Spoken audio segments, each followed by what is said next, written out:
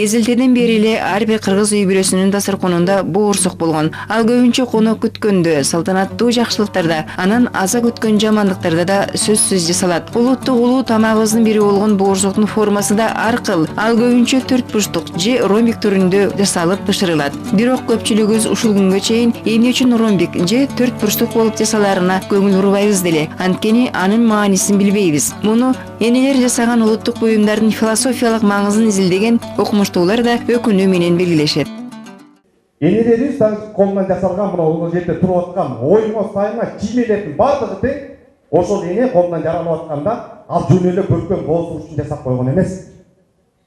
Анын төрт бурчтуу болобу, үч бурчтуу болобу, ромбик болобу, тегерек болобу, айлана болобу, ушунун баардыгында өзүнүн философиялык негизи бар. Мына бир эле мисал, биз бүгүнкү күндө биздин жеп аткан боорсогубуздун формасынын мааниси эмне экенин биздин энелер унутуп калды. Биздин энелерибиз билбейт экен. Мына мен этнографмын, Кыргызстандын 7 тубанын ар бир айылды кыдырып чыккан адаммын, тарых илимдери кандидаты профессорлук наамга ээ болдум.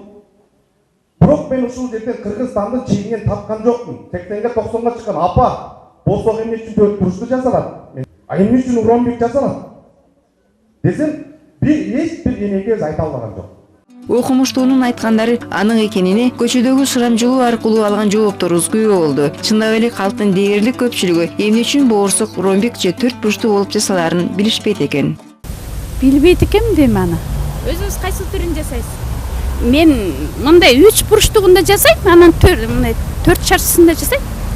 Аны ошону эмне үчүн андай болгонун билбейт экенмин. Билбейт экенмин аны.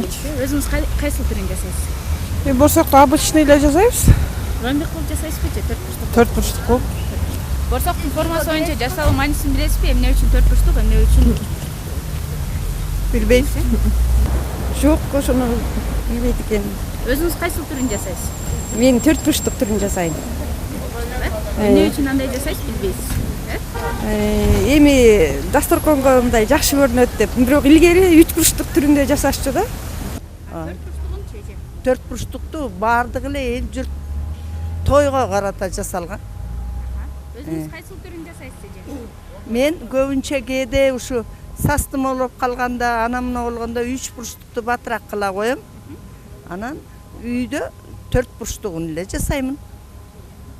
Рахмат, Кыргыздын каада салтын кошуп атканыңыздарга аябай сүйүнөм.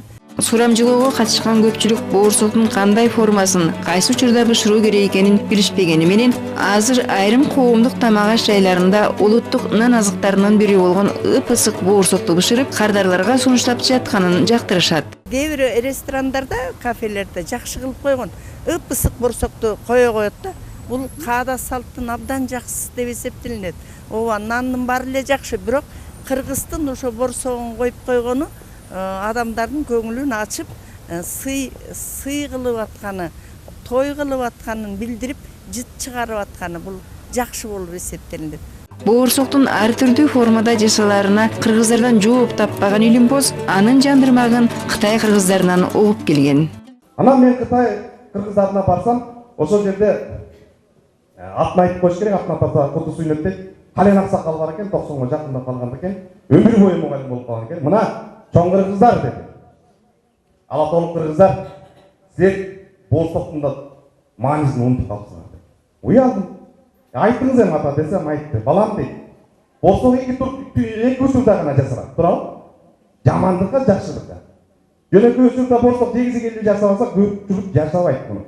Муну аял заты жасайт, эркек жасабайт. Жамандыкта төрт бурчтуу чарчы кылып жасалат. Чарчы эмне үчүн жүрөт экен? Өлүм токтосун деген тилек экен. Өлүм токтосун деген. Ошол кандай нерсе болбосун жамандыктар келбесин, кайталанбасын деген. Себеп дегенде төрт тарабын кызылат атпайбы? Төрт жамандык нерсени түшүндүрөт экен да. Ошон үчүн оймо чиймелерде, сайгаларда мондай төрт бурчтук кездешпейт. Муну кыя кесет, экинчи жакшылыкта кыя кесет экен. Анан мен келип алып изилдедим.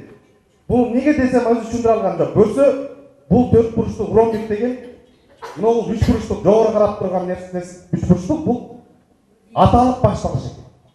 Аталык башталыш. Ылдый карап турган энелик башталыш. Түшүнүп атасыздар да? Ата менен эненин белгиси. Экөөнү кошкондо көй деген түшүндүрөт. Тагыраак башкача айтканда, эмне ушундай тойлор көп болсун деп, ошол энебиз бизге борсок ырымдар жасаган экен да. Элибиздеги каада салтты, үрп-адаттарды жакшы билүү, аны жаштарга туура өткөрүп берүү, өзгөчө энелердин милдети экенин баса белгилеген Илимпоз, улуттук баалуулуктарды толук жана мыкты билген инсан гана нарк наслге ээ болорун кошумчалады. Мына ушул үрп-адат, ырым-жырымдардын баардыгын өзүнүн боюна сиңирип келген адам гана нарктуу болот. Нарк насил деп коет байлы.